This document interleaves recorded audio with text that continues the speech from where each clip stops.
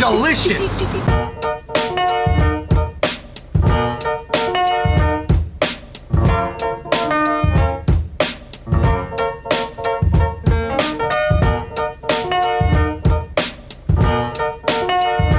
What's going on, everybody?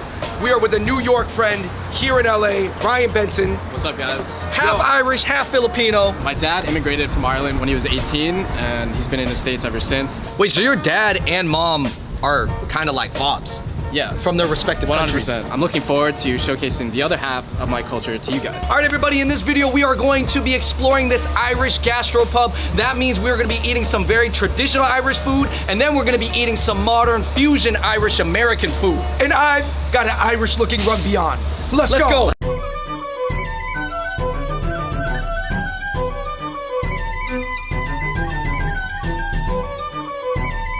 When you look at the ancestry of Caucasians in America, the second largest group of ancestry is Irish American. Ireland is such a small country, and for them to have such a big presence in a country as big as the United States, it's pretty much unprecedented. One of the biggest things here, like a lot of Irish pubs, like they have a huge selection of beers and whiskeys. Can we do a little Irish jig in here? I hear the music. I can't. All right, guys, so here we have our appetizers. On the left side, we have our more traditional Irish fare. This is the Irish stew. So this dish actually comes with beef. In Ireland, it's actually more traditional to have it with lamb or mutton. Irish stew with mashed potatoes. There's a lot of flavor in here. It's really nice to have like the different vegetables, like the carrots and the celery. I thought it was really interesting with the amount of mashed potatoes that are in here. Yeah. And obviously, that is a deserved stereotype of Irish food that is very potato heavy. Potato heavy. Irish nachos.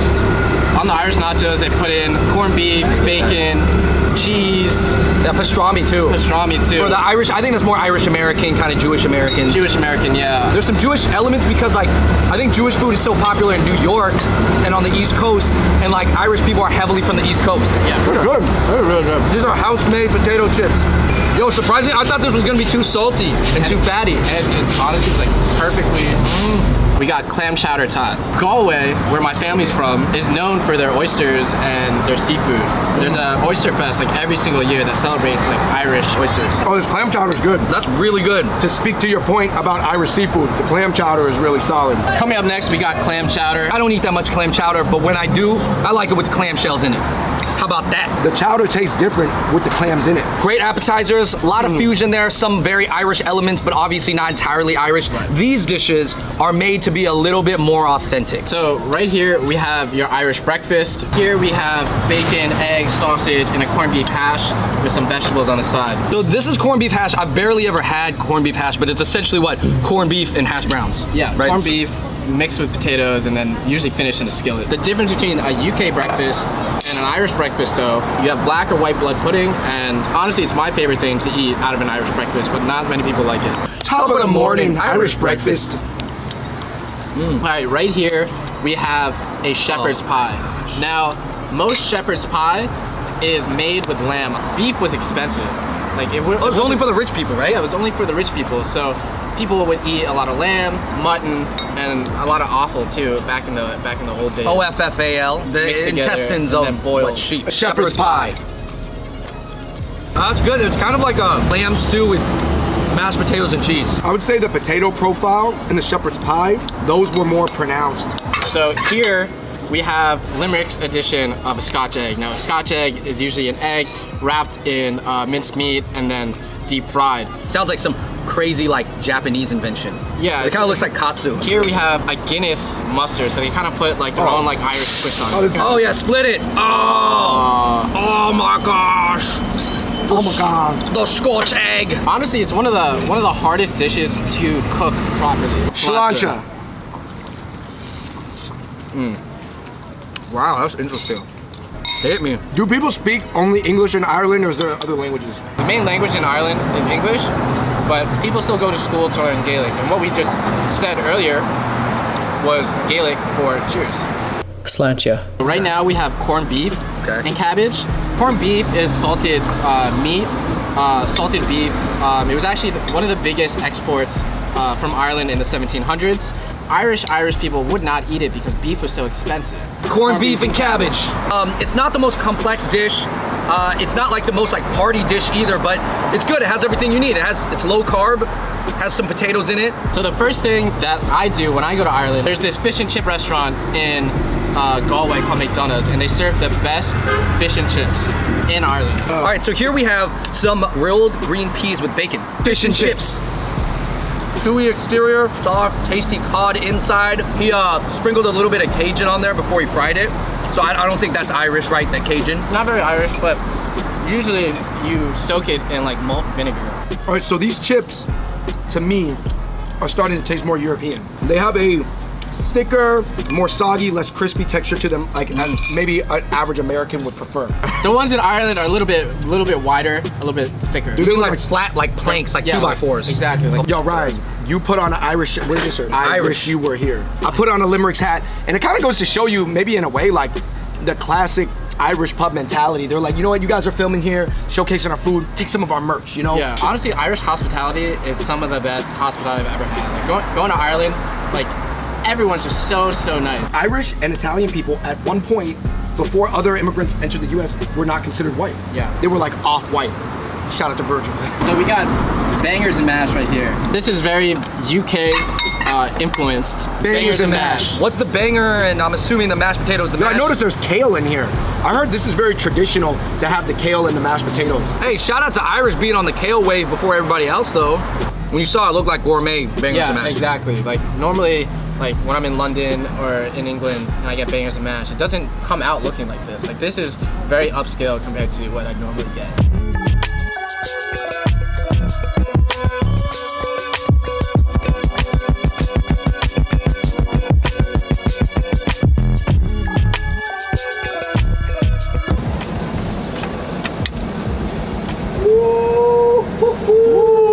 Yeah, that's what I'm talking about. Tell me that don't look good. Tell me that doesn't look delicious.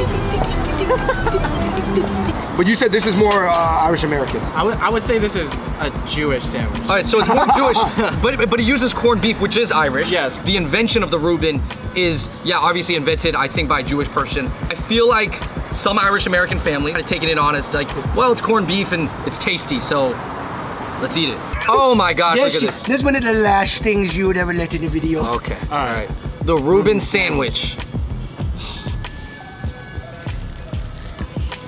Oh my god. You know, honestly, this Reuben this might be heresy to say. This is just as good as any Reuben I've had in New York City. Yeah, It's better than Cats. This is better than Cats, for sure. Oh, that was hella good. The amount of cheese, just the right amount of sauerkraut. A lot of corned beef, but not too much. Question is it better than Jane Pang's Reuben back in the day? The one that I fell in love with. Objectively, at first. It is. But there's something about a homemade Reuben, of course, that's beautiful in itself. But man, this is delicious. You know what'd be good to wash this down with? A nice cold pint of Guinness. Let's do it. Oh man. Yo man, this is cool. I need to wash some down. All right, guys, welcome to Limericks. I'm Lindsay. This is our Limericks Old Fashioned, one of our signature drinks. Go ahead and take it. Take a try. It's pretty good. We make it with Jameson Black Barrel. Has bitters. It has an orange peel in it that we muddle, and then it comes with a cherry. Very citrusy, I like it. Yeah. So guys, what color would you say this Guinness is? That's almost black. Black? It looks like Coke. So when you take a Guinness up and you hold it to the light, it actually comes out as a dark ruby red drink. What kind of sets it apart from a normal beer is that super creamy foam, and that comes from being cast with nitrogen. Sláinte. Cheers. To the Irish. Man, that foam is like, bubbles are really small. Bubbles are super small because of the nitrogen. Usually the CO2 is like the bubbles are like a lot larger, and so you don't get this like nice creamy foam that you would. This almost tastes like a meal in and of itself. Yes, Dude, yeah. good thing we ate all that hearty food because we're having hearty beer. And if I didn't have hearty food, I would be red right now. All right, guys, we got some burgers.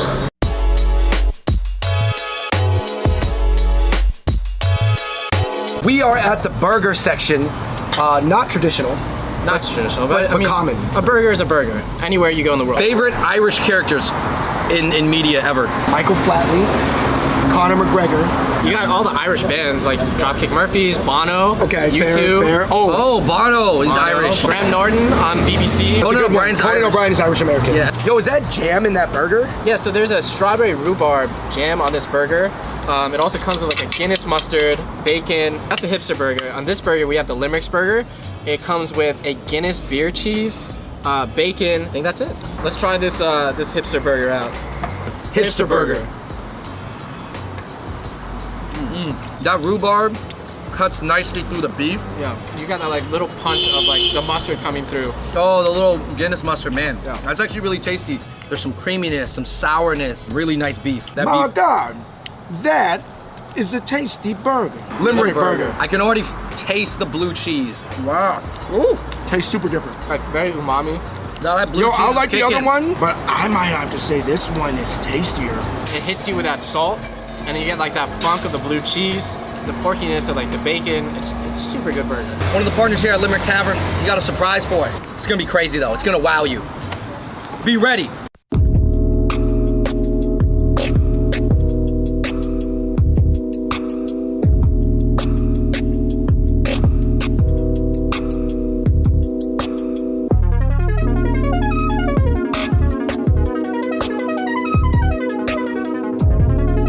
Oh my Thank you. God. Thank you, sir. Thank you. Wow. My goodness. Look at this is a 60 ounce dry aged steak. 30 days. 30 days dry aged. So they're not playing around here at Limericks. Oh, fee, fi, fo, fum. I smell the blood of an Irishman. I'll hold the other end of the tomahawk to make it. Okay, we're getting there.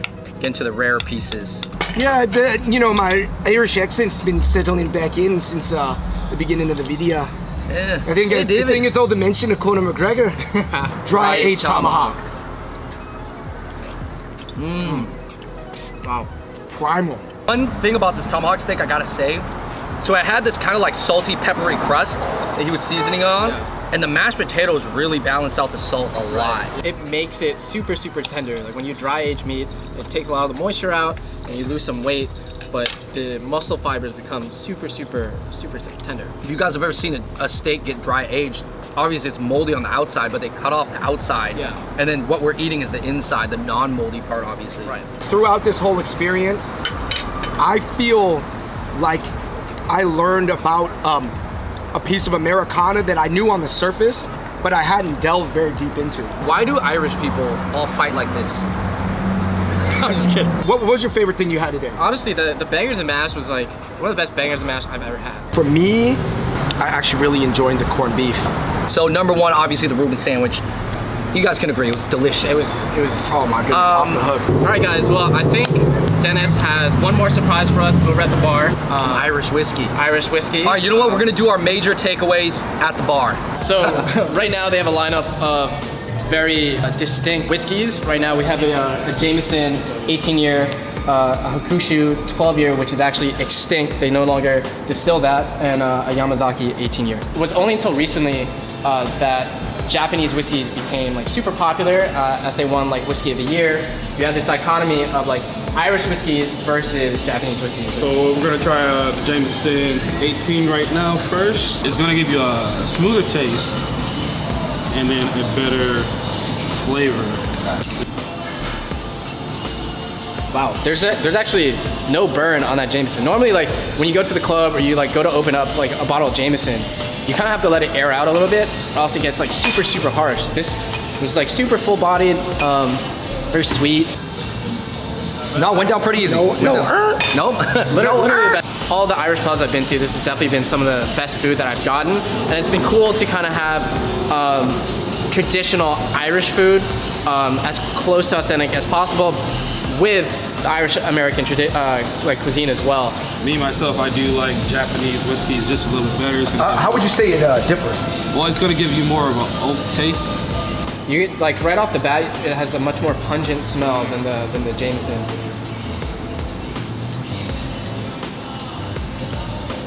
It's like, just like smelling a fresh bark, like just. No, I feel like I'm out in the woods and I just cracked open like a tree stump and I'm just like, There's so many things that are like so American, like whiskey, but they're actually Irish. Right. You know what I mean? Like, you know how I was thinking about it when people say I'm a real meat and taters type of guy, they're almost saying I'm a real Irish type of guy. Yeah. It actually has helped me think deeper about like American culture. Last but not least, we got the Yamazaki 18. This is probably gonna be our most expensive drink here. This is gonna put you back at 90 a glass. Woo! 90. 90 a glass. So this. But people, But it's care worth about it. It's worth it. It's worth it. It's very much worth it. How Has much- good taste. How much would the whole bottle be? if someone Roughly, wanted to buy it? I would say it's probably gonna put you back like 200-300. Actually, super smooth. Super smooth. Yeah. Wow. Very subtle. No, it's like I thought the flavor Went note straight was down. gonna go up like this, and the flavor note it dipped on. All right, guys. Well, for us, we cover a lot of different types of Chinese food and Asian food. Elevated, traditional, cheap, everything in between. And I think it was really cool to see like kind of like a little bit one notch up of Irish food. To have Limerick's Tavern serving delicious Irish food, I think it's amazing. I think people gotta check it out. You got to check this spot out. I want to say thank you guys for watching. Please let us know other cuisines you'd like to see us try at the bottom. Huge shout out to Ryan Benson. Follow him on social media. I wanted to leave off by saying thank you in Gaelic, Irish Gaelic. Good go. Until next time, we out. Peace. Here at Limerick's Tavern, shout out to them. They have a lot of great weekly specials if you guys are thinking about coming by. Monday, you have a burger and beer for only $10. That is a crazy good deal. Tuesday, you got steak and beer for $15. Wednesday, you got half off wings and wine and whiskey. And then Thursday, they have Taco Thursday. $1.50 each. Sunday, all day happy hour, guys. Definitely check out Limerick's Tavern. It's out here in Alhambra. This is not really a place that you would expect to see an authentic or even just elevated Irish gastropub, but man, the food here is at the right standard of all the other great food out here. So check it out.